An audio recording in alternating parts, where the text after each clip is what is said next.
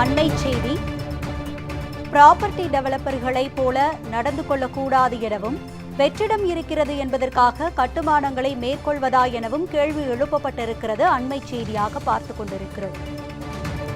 தென்காசி பால்வண்ணநாதர் கோவில் சுற்றுச்சுவரை சுற்றி நடைபெறும் வணிக வளாக கட்டுமான பணியில் தற்போதைய நிலையே தொடர மதுரை அமர்வு ஆணை பிறப்பித்திருக்கிறது. அண்மை செய்தியாக பார்த்துக் கொண்டிருக்கிறோம்.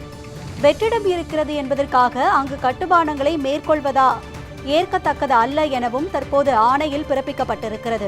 இது தொடர்பான செய்தியை அண்மை செய்தியாக பார்த்துக் கொண்டிருக்கிறோம். கோயிலின் முதன்மை நுழைவு வாயில் அருகில் கோயிலை விட பெரிதாக வணிக வளாக கட்டுமான பணி நடைபெற்று வருவது ஏற்கத்தக்கதல்ல எனவும் நீதிபதிகள் தரப்பில் தெரிவிக்கப்பட்டிருக்கிறது. அண்மை செய்தியாக பார்த்துக் கொண்டிருக்கிறோம். ப்ராப்பர்ட்டி டெவலப்பர்களைப் போல் நடந்து கொள்ளக்கூடாது எனவும், வெற்றிடம் இருக்கிறது என்பதற்காக கட்டுமானங்களை மேற்கொள்வதா எனவும் கேள்வி எழுப்பப்பட்டிருக்கிறது. அண்மை செய்தியாக பார்த்துக் கொண்டிருக்கிறோம். இந்து சமய அறநிலையத்துறை ப்ராப்பர்ட்டி டெவலப்பர்களைப் போல் நடந்து கொள்ளக்கூடாது என மதுரை அமர்வு ஆணை பிறப்பித்துள்ளது. இந்து சமய அறநிலையத்துறை ஆணையர், தூத்துக்குடி மாவட்ட இந்து சமய அறநிலையத்துறை இணை இயக்குநர், பால்வண்ணநாதர் கோவில் செயல் அலுவலர் விடையளிக்க இதில் ஆணை பிறப்பிக்கப்பட்டுள்ளது. முக்கிய செய்தியாக பார்த்துக் கொண்டிருக்கிறோம். ப்ராப்பர்ட்டி டெவலப்பர்களைப் போல் நடந்து கொள்ளக்கூடாது எனவும், அதேபோல வெற்றிடம் இருக்கிறது என்பதற்காக கட்டுமானங்களை மேற்கொள்வதா எனவும் தற்போது கேள்வி எழுப்பப்பட்டிருக்கிறது. அண்மை செய்தியாக பார்த்துக் கொண்டிருக்கிறோம்.